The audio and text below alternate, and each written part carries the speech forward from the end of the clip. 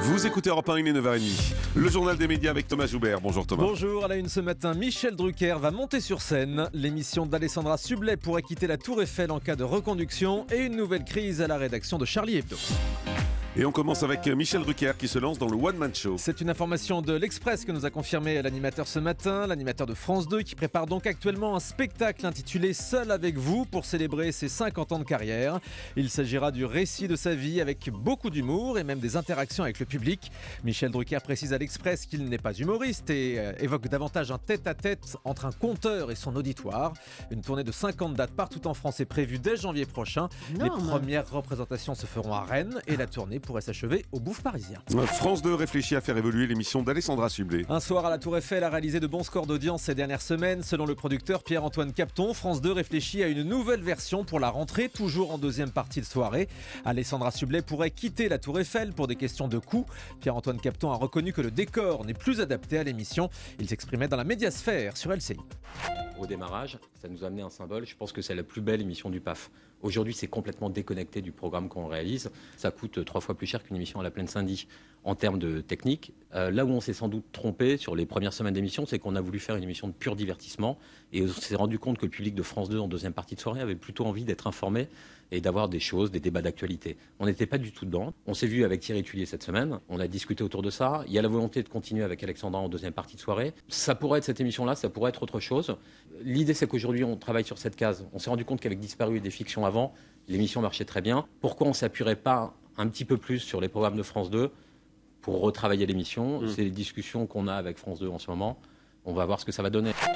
Et Pierre-Antoine Capton annonce aussi que l'équipe de C'est à vous, son autre émission, sera reconduite intégralement à la rentrée. Il souhaite qu'Anne-Sophie Lapix continue jusqu'en 2017, à l'horizon de la prochaine présidentielle. Le producteur travaille aussi sur un nouveau numéro du Grand Échiquier présenté par Frédéric Tadei, toujours sur France 2. Enfin, sa fiction Accusé aura bien une saison 2, actuellement en tournage. En revanche, France 2 ne prévoit pas de suite à Disparu. La série française qui a battu Grey's Anatomy s'est achevée cette semaine avec une moyenne de 5,4 millions de téléspectateurs. Mais malgré ce succès, Thierry Sorel, le directeur de la fiction de France 2, confirme qu'il n'y aura pas de saison 2 puisque l'histoire est bouclée. Il précise également à Télé 2 Semaines qu'il n'est pas prévu de spin-off, de série dérivée sur le duo d'enquêteurs. En revanche, France 2 compte retravailler avec l'équipe de la série sur un autre projet.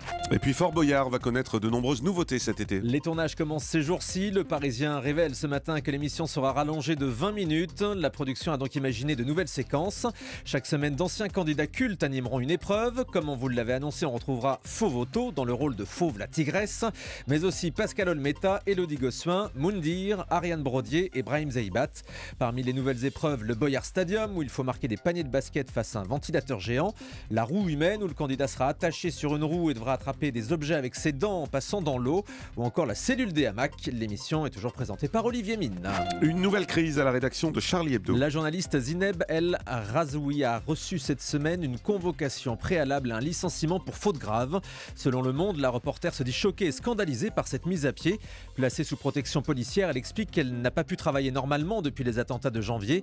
Zineb El Razoui s'estime victime d'une mesure punitive pour avoir en fait contesté la direction actuelle de Charlie Hebdo. Elle faisait notamment partie des membres de la rédaction qui réclamaient une remise à plat de l'actionnariat. Patrick Pelou se dit également furieux de la mise à pied de sa collègue. De son côté, la direction précise qu'elle n'ira peut-être pas jusqu'au licenciement. Affaire à suivre. Et puis le quotidien Le Monde n'a plus de directeur. Le directeur par intérim du quotidien Gilles Van Cott a démissionné de ses fonctions hier. Il dénonce la décision des actionnaires de ne pas avoir retenu sa candidature au poste de directeur. Le trio Pierre Berger, Xavier Niel, Mathieu Pigas lui avait préféré Jérôme Fenoglio. Une candidature rejetée par les journalistes avant-hier puisqu'elle n'a pas obtenu suffisamment de voix. Le Monde traverse actuellement une nouvelle crise de gouvernance. Et puis un candidat des anges de la télé-réalité fait l'objet d'une nouvelle plainte. Oui, Vivian est la cible d'une nouvelle affaire révélée par le blogueur Jérém Star après une plainte pour viol classée sans suite. Cette fois, c'est une plainte pour atteinte à la tranquillité qui a été déposée contre le jeune homme par une autre candidate de télé-réalité, Somaïe Rachidi, également vue dans Les Anges, paraît-il.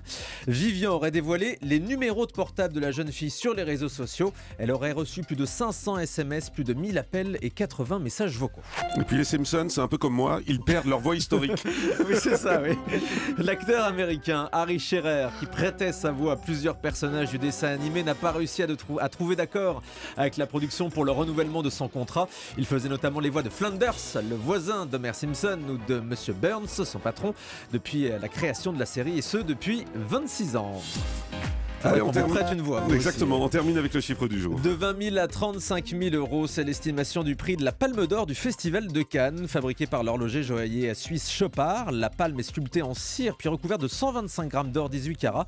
La palme qui pèse 1,4 kg. À noter que chaque année, 2 trophées sont fabriqués en cas d'incident, si quelqu'un l'a fait tomber, je crois.